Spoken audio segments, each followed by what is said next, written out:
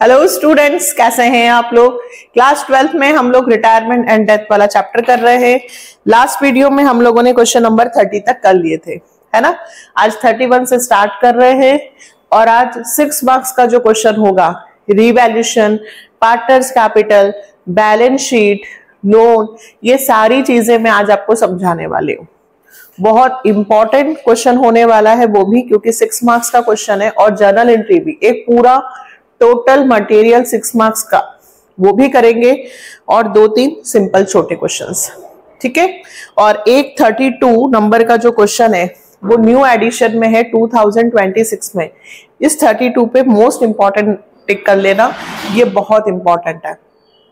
करें स्टार्ट, चलो 31 नंबर का क्वेश्चन देखते हैं। सबसे पहले एबीसी पार्टनर्स हैं, रेशियो दे रखा है बेटा 3:1, C retired and new profit sharing ratio. They also decide to record the effect of the following without affecting their book value. इस लाइन को अंडरलाइन करना, without affecting their book value, मतलब हमें ये कि यही वैल्यू बैलेंस शीट में यदि लिखनी हो या हमें इन चीजों को डिस्ट्रीब्यूट नहीं करना हो।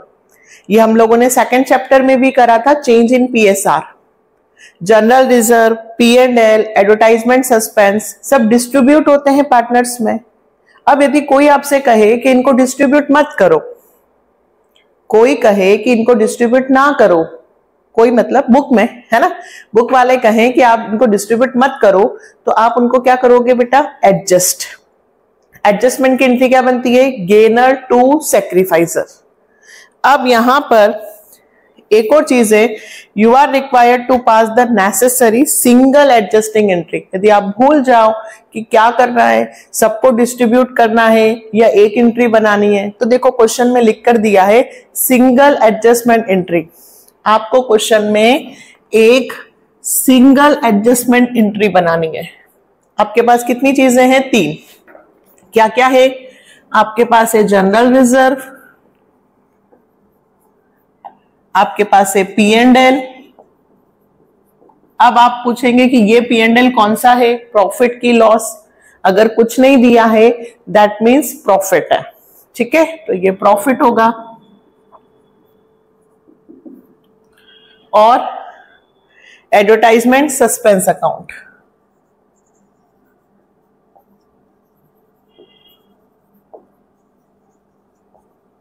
ये एडवर्टाइजमेंट सस्पेंस क्या है आपका, लॉस। कितने रुपए का, 25,000, ये तो लॉस होता है, ठीक है। अब सुनिए, ये 3 चीजें दी है। अगर क्वेश्चन में एक सिंगल एंट्री पास करने को नहीं बोलता तो हम तीनों की अलग अलग बनाते, बट सॉरी, इन्होंने सिंगल एंट्री बनाने को बोला है, एडजस्ट करने को बोला है, तो हम बनाएंगे गेनर टू सैक्रिफाइसर। बट उससे पहले गेनिंग सैक्रिफाइसिंग निकालें। रेशियो है ABC, A, B और C। रेशियो है 3:1, ठीक है। और C रिटायर्ड हो रहा है, ये C रिटायर्ड हुआ। ये कौन सा रेशियो हुआ, ओल्ड। और न्यू कौन सा दिया है बेटा, A और B का 3:1, ठीक है। चलें, तो सैक्रिफाइसिंग गेनिंग रेशियो कोई सा भी निकाल सकते हैं। अगर मैं गेनिंग रेशियो का निकालूं तो क्या फॉर्मूला लगेगा, न्यू माइनस ओल्ड, A और B। A का है 3/4, B का है 1/4। 3/4 में से ऊपर वाला माइनस करना, 3, 2, 5 और 6, 3/6, तीनों का प्लस करेंगे। और B में 2/6।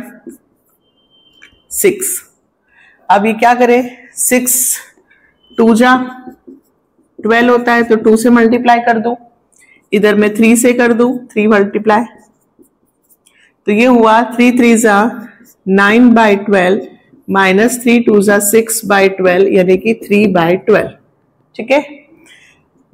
3/12 माइनस 4/12, ये -1/12 आया है। 3 बड़ा छोटा है, 4 बड़ा है, यानी कि हमने कौन सा फॉर्मूला लगाया है, गेनिंग का। इसको क्या हुआ है, गेन। और इसका कौन सा फॉर्म, गेन नहीं हुआ, इसको माइनस में आंसर आया, इसका मतलब इसको सैक्रिफाइस हुआ है। ठीक है, और सी जो जा रहा है वो ऑलरेडी सैक्रिफाइस कर रहा है 1/6। तो हमारी जनरल एंट्री तैयार है। अब हम लिखेंगे कैलकुलेशन ऑफ नेट अमाउंट, वो अमाउंट जो हमें एडजस्ट करना है, टू बी एडजस्टेड, वो अमाउंट जो हमें एडजस्ट करना है। ध्यान से सुनेंगे, वो अमाउंट जो हमें एडजस्ट करना है। ये भी सिंपल क्वेश्चन नहीं बोल सकते इसको ऑर्डिनरी, ये भी इंपॉर्टेंट की श्रेणी में ही आएगा, कैटेगरी में आएगा। तो calculation of net amount to be adjusted, यानी कि जनरल रिजर्व, P&L, ये दोनों तो प्लस होंगे क्योंकि ये प्रॉफिट है। तो 1,45,000 ये दोनों प्लस हो गए, डायरेक्ट लिख दिया मैंने। लेस एडवर्टाइजमेंट सस्पेंस 25,000 रुपए माइनस कर दे। ठीक है, तो ये आ गया हमारा 1,20,000 रुपए, वो अमाउंट जो हमें एडजस्ट करना है, नेट अमाउंट जो हमें एडजस्ट करना है। हमें इस अमाउंट से इनका मल्टीप्लाई करना है। जैसे हम गुडविल का मल्टीप्लाई करते हैं ना, जब गेनिंग सैक्रिफाइसिंग आता है तो हम फर्म की गुडविल से मल्टीप्लाई करते हैं। यहां पर यदि इस तरह से हमें बहुत सारी चीजें दे दे और कहे कि सिंगल एंट्री बनाओ, तो सारी चीजों को प्लस माइनस करके फाइनल आंसर का सबसे मल्टीप्लाई कर देना। कौन सा आंसर मल्टीप्लाई करोगे? 1,20,000। ए का अमाउंट निकालना है तो 120 इंटू 3/12, बी का निकालना है तो 120 इंटू 1/12, सी का निकालना है, ये हो गया। नेट अमाउंट निकालकर सबसे मल्टीप्लाई कर दो, तो इसका आंसर आ गया आपका, गेनिंग किसको हो रहा है? ए को। एस कैपिटल अकाउंट डेबिट 2, इसे सैक्रिफाइस हो रहा है बी को, तो 20 कैपिटल अकाउंट, और सीस कैपिटल अकाउंट। कितना आया बेटा? इसका आएगा 30, 10 और 20। ए केस में 30,000, बी केस में 10 और सी केस में 20,000। यहां लिख देंगे सिंगल एडजस्टेड एंट्री मेड। कुछ स्टूडेंट्स कंफ्यूज होते हैं कि मैम हमको तो यही समझ में नहीं आता है कि कब गेनिंग सैक्रिफाइसिंग होगा, कब डिस्ट्रीब्यूट होगा। तो बहुत ध्यान से सुनना, जब क्वेश्चन में बोले कि हमें कोई भी जनरल रिजर्व, WCR, IFR को डिस्ट्रीब्यूट नहीं करना है, एक सिंगल एंट्री बनानी है, तो ये बनेगी गेनर टू सैक्रिफाइसर। और जब वो कहे कि सबको डिस्ट्रीब्यूट करना है, तो फिर सबको डिस्ट्रीब्यूट कर देना है ना। मैंने पहले भी समझाया है, फिर बोल रही हूं कि कंसेप्ट को ध्यान रखोगे तो सारे क्वेश्चंस होंगे, है ना। हमारी बुक में एक एक चैप्टर में अगर मैं एग्जांपल्स और अनसोल्ड की बात करूं तो 300 से 350 क्वेश्चंस होंगे बेटा, जो पॉसिबल ही नहीं है इतने क्वेश्चंस करना। तो यदि कंसेप्ट को ध्यान रखोगे ना तो डाउट नहीं आएंगे। ठीक है, मैं क्वेश्चंस बीच में छोड़ती हूँ, स्किप करती हूँ, वो कौन से क्वेश्चन है जो इजी है, आप कर सकते हो। लेकिन उसके बाद भी यदि किसी क्वेश्चन का आंसर नहीं आता है तो आप कमेंट में उस क्वेश्चन को टाइप कर दो या पूछ लो कि ये कहां से गलती हुई है, मैं आपको क्लियर कर दूंगी। ठीक है, टेंशन की जरूरत नहीं है। और थैंक यू इसलिए कि भाई आपका पढ़ाया हुआ समझ में आता है ना। चलो नेक्स्ट क्वेश्चन स्टार्ट करें। ये 31 था, अब कर रहे हैं हम 32। Rohan, Riya and Priya were partners in a firm with profit sharing ratio 4:1. Priya retired. सबसे पहले तो इसको मोस्ट इंपॉर्टेंट लिख लेना, मोस्ट इंपॉर्टेंट। ये इसी साल ऐड हुआ है न्यू बुक में। Priya retired on 1st September 2024. On that date, the capital of Rohan and Riya after all adjustment 1050 and 550. Total amount payable to Priya was 4 lakh which was not paid to her until 31st March। देखो यहाँ पे प्रिया retired हो रही है, प्रिया का due amount मतलब हमें प्रिया को 4 लाख रुपए का पेमेंट करना था क्योंकि वो 1 सितंबर को रिटायर्ड हो गई, बट हमने 1 सितंबर से लेकर 31 मार्च, सितंबर, अक्टूबर, नवंबर, दिसंबर, जनवरी, फरवरी, मार्च 7 महीने उसको पेमेंट नहीं किया। और the firm earn a profit 50,000 during the period of 7 month. इन्होंने खुद ने कह दिया कि 7 महीने के बीच में भी हमने 50,000 रुपए का प्रॉफिट अर्न कर लिया। 31 March, Priya wants to excise provision of section 37 of Indian Partnership Act 1932, which of two option available under section 37 should be adopted by Priya if amount due to her was paid on 31st March। अब ये section 37 ये क्या है? ये है कि यदि सामने वाला व्यक्ति पार्टनरशिप फर्म रिटायर्ड पार्टनर को पेमेंट नहीं करती है और उसका पैसा यूज करती है, तो जितना उसने प्रॉफिट अर्न किया है उसके पैसे से उसको उसमें भी शेयर मिलेगा। भाई मेरे 4 लाख रुपए थे, आपने 4 लाख रुपए मुझे दिए नहीं बल्कि मेरे पैसे को यूज करके आपने प्रॉफिट अर्न कर लिया है, तो मुझे उसका भी हिस्सा मिलेगा या मेरा जो पैसा है उस पे मुझे इंटरेस्ट मिले। 2 ऑप्शन मेरे पास है, ध्यान से सुनना। 32 नंबर का क्वेश्चन है। मेरे 2 ऑप्शन क्या हैं? 2 options. Indian Partnership Act 1932 section 37 लिखना। फर्स्ट, या तो उसे इंटरेस्ट ऑन लोन मिले, ऐसा एग्जाम्पल भी दिया है न्यू बुक में, इंटरेस्ट ऑन लोन। अब इंटरेस्ट ऑन लोन कितना मिलेगा उसको? तो भाई उसका ड्यू अमाउंट कितना है? 4 लाख। ड्यू अमाउंट कितना है बेटा? 4 लाख। इंटरेस्ट ऑन रेट कितना होता है लोन पर? 6%। Time period 7 month. 7 मंथ कहां से आए बेटा? 1 सितंबर को रिटायर्ड हुई है और 31 मार्च तक का पेमेंट करना है। रिटायर्ड कब हुई है? 1 सितंबर को और पेमेंट 31 मार्च को, तो उसका इंटरेस्ट बन रहा है 4 लाख इंटू 6/100 इंटू 7/12, 14,000। क्या वो इस ऑप्शन की तरफ जाएगी? 14,000 रुपए लेकर मान जाएगी? बिल्कुल नहीं। क्यों नहीं मानेगी? क्योंकि दूसरा, उसे शेयर ऑफ प्रॉफिट भी मिल सकता है। कितना शेयर? क्या कौन रिटायर्ड हो रहा है? प्रिया। तो प्रिया का शेयर लेंगे 1/7? बिल्कुल नहीं।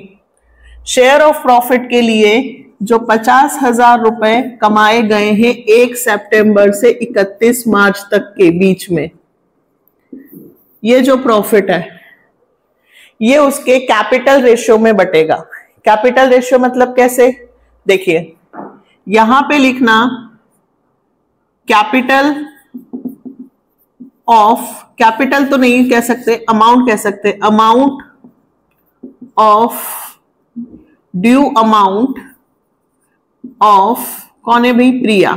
प्रिया का ड्यू अमाउंट कितना है वो लिखें, और टोटल कैपिटल, प्रिया ये ना, ठीक है, और टोटल कैपिटल ऑफ फर्म। अब इसका मतलब समझाती हूं। हमने प्रिया को 4 लाख रुपए देने थे, हमने 4 लाख रुपए नहीं दिए। इस 4 लाख से टोटल कैपिटल कितनी है? 1050 प्लस 550 प्लस 4 लाख। हम ये निकालना चाहते हैं कि हमने उसकी कैपिटल से कितना प्रॉफिट अर्न किया है, उसकी कैपिटल से। टोटल तीनों को मिलाकर हमने, ठीक है, ये तीनों की कैपिटल है, लेकिन हमें सिर्फ इसका शेयर निकालना है 4 लाख का। किसका निकालना है? 4 लाख का। प्रिया के अमाउंट को यूज करके हमने 50,000 का प्रॉफिट कमाया है, तो उस 50,000 में प्रिया का शेयर कितना होगा? तो प्रिया का amount upon total capital, total capital नीचे कितनी आएगी बेटा? 10,50,000 plus 5,50,000 plus 4 lakh, 4 lakh divided bye ये आ जाएगा 20 लाख, मतलब 20 लाख में 4 लाख, इस तरह से रेशियो निकल सकता है 3 0 2 0 4 1 1/5। मतलब प्रिया का शेयर 4 लाख है, तो 20 लाख के उस पर 4 लाख का शेयर मतलब उसका 1/5। देखिए टोटल कैपिटल 20 लाख रुपए लगाकर हमने 50,000 का प्रॉफिट कमाया है, तो 20 लाख में से उसकी कैपिटल का हिस्सा कितना है? 1/5। अभी क्या उसकी कैपिटल है? नहीं, लेकिन हमने उसका पैसा नहीं दिया और उस पैसे से हमने कमाया है, तो उस पैसे से कितना प्रॉफिट कमाया? तो यहां क्या करूं भाई मैं, कितना प्रॉफिट है?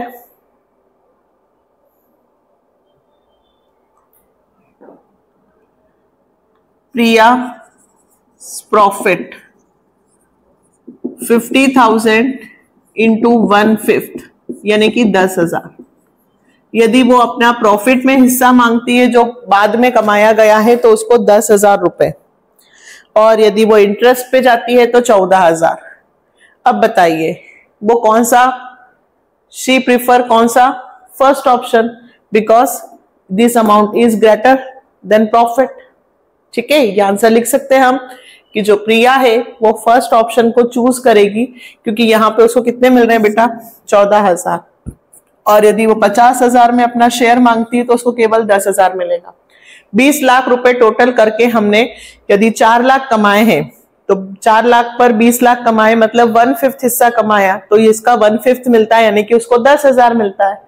तो यहां तो पैसे कम मिल रहे हैं, इसलिए वो कौन से ऑप्शन पे जाएगी? फर्स्ट। बहुत इंपॉर्टेंट है, ध्यान रखेंगे। नेक्स्ट 33, एबीसी पार्टनर्स, रेशियो दिया है बेटा 5:3:2। C retired and A and B agree to share future profit in the ratio of 6:4. Goodwill is to be taken 2-year purchase of average profit of last 5 years, which were 10,000, 25,000, 15,000 का loss है, 36,044. At the time of C's retirement, following balances appeared in the books. You are required to record necessary journal entry in the book of the firm and prepare C's capital account on his retirement. अब ये क्या कह रहा है कि भाई आप goodwill भी देना है, जनरल रिजर्व, P&L और सी की कैपिटल भी दिए, और आपको बताना है कि सी को कितना पैसा मिलेगा, और आपको रिकॉर्ड नेसेसरी जर्नल एंट्री। जब भी नेसेसरी वर्ड आ जाए तो सारी जर्नल एंट्रीज बनानी होती हैं। अब यहाँ पे 3 अमाउंट है, एक गुडविल 4 और एक उसका पैसा ट्रांसफर करेंगे यानी कि 5। टोटल कितनी एंट्रीज बनेंगी? 5। देखो कैसे, सबसे पहले तो गुडविल, एक एक चीज निकालते हैं। सबसे पहले तो हम न्यू रेशियो दे रखा है तो गेनिंग सैक्रिफाइसिंग निकाल लेते हैं। ए बी सी रेशियो कितना दिया है बेटा? 5:3:2। कौन रिटायर्ड हुआ है? सी। और ए और बी का न्यू रेशियो 6:4। ठीक है, हमेशा ध्यान रखना कि रिटायरमेंट में गुडविल की हमेशा एंट्री बनती है गेनर टू सैक्रिफाइसर। तो यहां पे ए और बी का निकालते हैं जल्दी से गेनिंग रेशियो। क्या फॉर्मूला? फिर से लिखते हैं, न्यू माइनस ओल्ड, ए और बी। ठीक है, तो ए का कितना होगा? 6/10 और 4/10।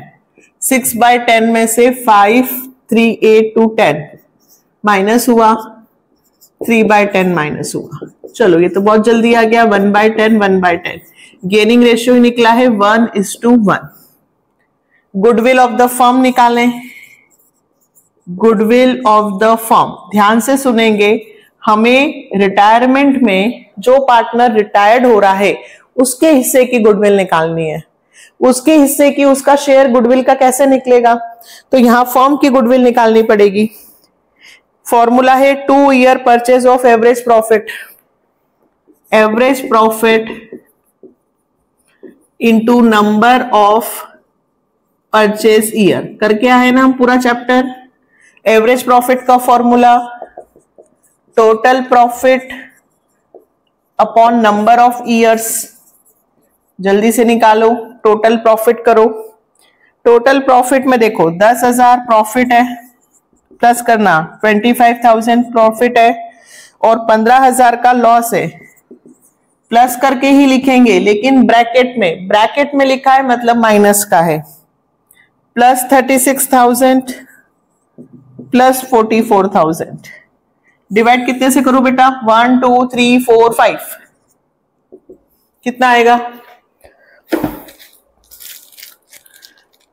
36, ये हो गया 35, 35 में से 15 गया तो 20,000 plus 36 plus 44, 1 lakh divided by 5 to 20,000, average profit 20,000 into number of purchase year 2 दिए बेटा, 2 तो 2 से मल्टीप्लाई हुआ 40,000।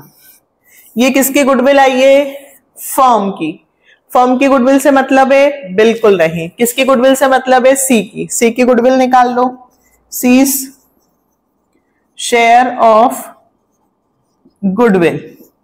ये सब करना है अब आपको 6 मार्क्स के क्वेश्चंस में। 2/10 ये हो गया 4 2 8,000, 8,000 गुडविल आ गई। 40,000 का 2/10, ठीक है। अब जर्नल एंट्री देखो सारी। फर्स्ट जर्नल एंट्री गुडविल की बनेगी। गुडविल का पैसा 8,000 रुपए कौन देगा, ए और B. A's capital account debit, B's capital account debit to, किसका नाम लिखूं, सी जा रहा है, सीज कैपिटल। कितने रुपए, यहां हो गए 8 और 1:1 में बटेंगे यानी कि 4,000। नरेशन तो लिख लेंगे, goodwill credited to retired partner. Second, अब बाकी सारी चीजें सभी पार्टनर्स को मिलेगी क्योंकि रिटायर्ड हो रहे हैं तो वो अपने शेयर लेके जाएगा। जनरल रिजर्व लेके जाएगा कितना, 120। तो जनरल रिजर्व अकाउंट डेबिट क्यों हुआ, क्योंकि जनरल रिजर्व का बैलेंस कौन सा होता है, क्रेडिट। शुरू से समझाते हुए आ रही हूं, जितने प्रॉफिट्स होते हैं सबका बैलेंस क्रेडिट होता है। तो जनरल एंट्री बनते वक्त वो सब डेबिट होते हैं। General reserve account debit to ABC 1,20,000 को कौन से रेशो में बांटना है, ओल्ड। 120 इंटू 5/10 12,000 का 5 से मल्टीप्लाई करूंगी 60, 12 3 36, 12 2 24। इसी तरह से कैलकुलेशन किया करो, है ना। ये जनरल रिजर्व डिस्ट्रीब्यूटेड हो गया। फिर क्या करना है, कहा था ना कि 6 मार्क्स की तैयारी, तो 6 मार्क्स की तैयारी में ये सब चीजें भी आएंगी। नेक्स्ट, P&L का कौन सा बैलेंस दिया है, डेबिट यानी कि लॉस। तो डिस्ट्रीब्यूट होते वक्त ये क्या हो जाएगा, क्रेडिट। तो A's capital account debit, B's capital account debit, C's capital account debit to P&L 30,000। Profit था, पार्टनर्स के खाते में क्रेडिट हो गया। लॉस है, पार्टनर्स के खाते में डेबिट हो गया। ऐसे भी समझ सकते हैं। ये पैसा इनको देना पड़ेगा। 30,000 इंटू 5/10, देखो 0 से 0 कैंसिल हो गया, 3,000। 3 5 15, 3 3 9, 3 2 6। P&L loss bear bye partners. ये गुडविल, ये जनरल रिजर्व और ये P&L। क्या क्वेश्चन कंप्लीट हो गया, बिल्कुल नहीं। अब इन्होंने हमें सीज का कैपिटल अकाउंट पूछा है। सीज कैपिटल अकाउंट देखो यहां बना देती हूं मैं, सीज और एक जर्नल एंट्री और बनेगी, सीज कैपिटल अकाउंट, सिर्फ सी का। इससे पहले वाले वीडियो में भी बताए थे मैंने जो पार्टनर रिटायर्ड हो रहा है उसके हिस्से की गुडविल, उसका कैपिटल, उसका रिजर्व सब हम उसके खाते में क्रेडिट करेंगे। सबसे पहले जो रिटायर्ड हो रहा है उसकी कैपिटल लिखो। याद करो, जो पार्टनर रिटायर्ड होता है सबसे पहले उसकी कैपिटल लिखना है। उसकी कैपिटल दे रखी इन्होंने 2 लाख। ठीक है, अब देखो यहां पे सी का खाता क्या हो रहा है, क्रेडिट, तो मैं क्रेडिट साइड ही लिखूंगी बेटा, लेकिन नाम सी का नहीं लिखूंगी। यहां पे कहीं पर भी सी का नाम नहीं आएगा। हम लेजर अकाउंट को फॉलो कर रहे हैं ना, जिसका खाता बनता है उसका नाम नहीं आता। तो बाय एस कैपिटल बाय बीस कैपिटल कितने रुपए लिखूंगी, 4000। फिर अगले में देखो सी का खाता फिर क्रेडिट हो रहा है बाय जनरल रिजर्व। कितने रुपए से सी को मिल रहे हैं, 24,000। सी का खाता क्रेडिट हो रहा है 24,000 से, नाम लिखा है जनरल रिजर्व। अब सी का खाता क्रेडिट नहीं बल्कि डेबिट हो रहा है 6,000 से, तो कहां लिखूंगी, डेबिट साइड में, टू P&L अकाउंट। कितने रुपए से, 6,000। अब इसको जोड़कर इसे माइनस करेंगे और सी का पैसा उसके लोन अकाउंट में ट्रांसफर कर देंगे। लोन में क्यों, क्योंकि अभी क्वेश्चन में ये मेंशन नहीं है कि हमने उसको पैसे दिए हैं कि नहीं। 2,08,000 प्लस 24 माइनस 6, 2,26,000। ये आंसर आ गया। फिर से समझाती हूं क्या किया है मैंने। कितना हो रहा है ये, 6, 2,32,000 टोटल। देखो सबसे पहले सी का अकाउंट पूछा था, सबसे पहले सी की कैपिटल लिखी, फिर सी को देने वाली गुडविल, फिर जनरल रिजर्व, और P&L सी का डेबिट में हो रहा था तो डेबिट में लिखा। इन्हें प्लस किया, माइनस किया, जो आंसर आया वो कौन से अकाउंट में ट्रांसफर करा है, लोन। यदि क्वेश्चन में कहे कि अभी हम पेमेंट कैश में कर रहे हैं, पेमेंट कहां कर रहे हैं, कैश में, तो फिर आप टू कैश टू बैंक लिखेंगे। बट अभी कुछ नहीं कहा है तो हम लोन में डाला है। तो अब जर्नल एंट्री एक और बनेगी, 3 तो बना रखी है, एक और बनेगी बेटा, यहां लिख लें एक और, 4th क्या बनेगी, C's capital account debit to C's loan account, 2,26,000। और यहां लिखेंगे amount, due amount transfer to his loan account. उसका जो अमाउंट ड्यू था वो हमने लोन अकाउंट में ट्रांसफर कर दिया है। आया समझ में। अब मैंने कहा था कि 6 मार्क्स का क्वेश्चन, लेकिन अब 6 मार्क्स का क्वेश्चन तो ये उसका मैंने बेस तैयार कर दिया है। 31, 32, 33, 34 नंबर का क्वेश्चन भी करना चाह रही थी, बट अब इसलिए नहीं करूंगी क्योंकि ऑलरेडी आधे घंटे का वीडियो तो बन गया है।